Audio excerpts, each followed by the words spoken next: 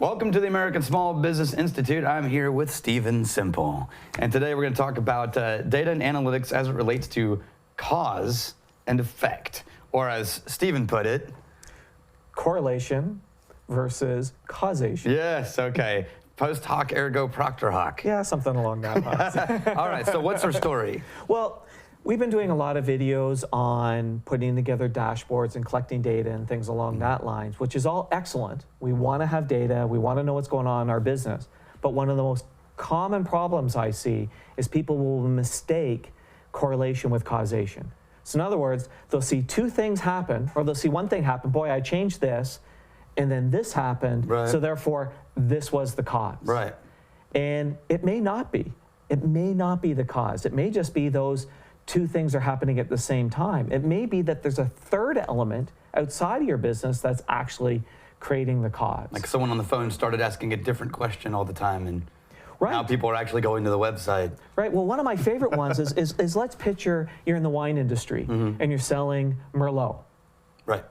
Right, or you're selling Pinot Noir. I know where this is going. Right, and you can look this one up in the internet. Yeah. Right, the Merlot effect. The movie Sideways comes out, a guy does a passionate speech about why Merlot sucks and Pinot Noir is great, and guess what happens?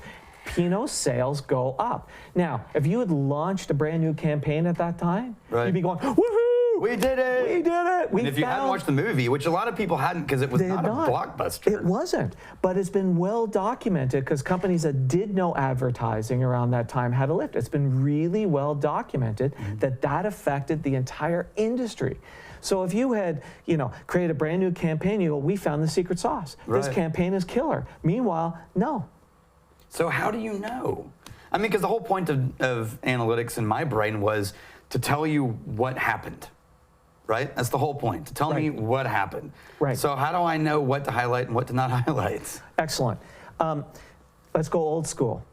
If we go back to the days of direct mail, one of the things that all really great direct mail marketers did was run what's called a control. Okay. So they would have an ad that they're doing, and when they're doing a new ad, they would run those two ads in parallel. Okay. So they would run a little bit of the control, and they'd run a little bit of whatever the new direct response campaign is, and look at the comparative result between the two of them.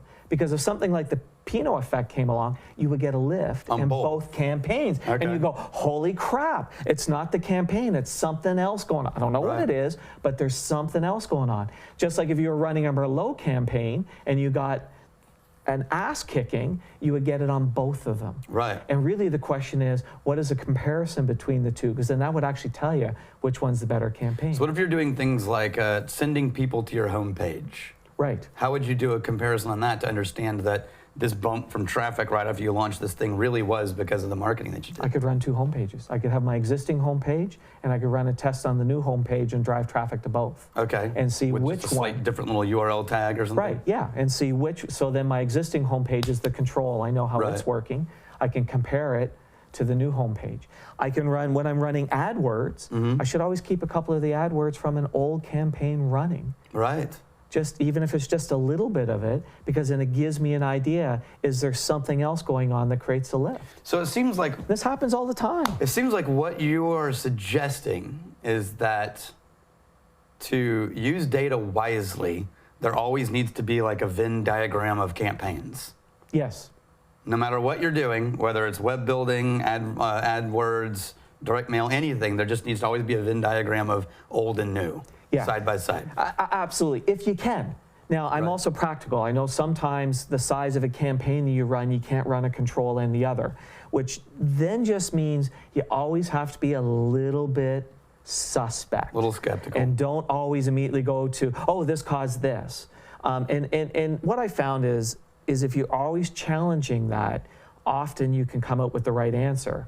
Because sometimes we just have to because it's too small a campaign. So that brings part two is, always remember what you need out of this and be aware that you might find it in it because you need it so badly. Right. Like I used to work a lot with digital marketing people working on stuff I was doing other things with. And they would generate reports and there would be 50 possible reports. Right. And they would generate the 3 that they were looking for. Right. Right? Yeah, and absolutely. Then presented at a meeting and I would go, huh. and I would go back and generate another 30 that said totally opposite things from the same information. Remember that book called How to Lie with Statistics? Yeah. Well, there are three types of lies: lies, damn lies, and statistics, right? Yeah. So the idea, so the two principles I'm feeling is to be careful what preconceptions you're bringing to the table. Yes. Because you'll often find them. Yep. And two, an overlap of Venn diagram overlap of old and new could help you weed out X factors. And just recognize these outside factors are way more common than you would think. You know, another great example is the Ford Bronco. You know, the two-door Ford Bronco? Mm-hmm. It was going to be discontinued, and then O.J. Simpson and his buddy decided to go on a big long car ride on the highway. Right. That actually lifted sales enough that they extended the Ford Bronco for another couple of years. Man. And then he got convicted, and the Ford Bronco sales went boom, and then discontinued. All right. Well, thank you, sir. Appreciate it. All right. Thanks, man. We'll see you guys next week.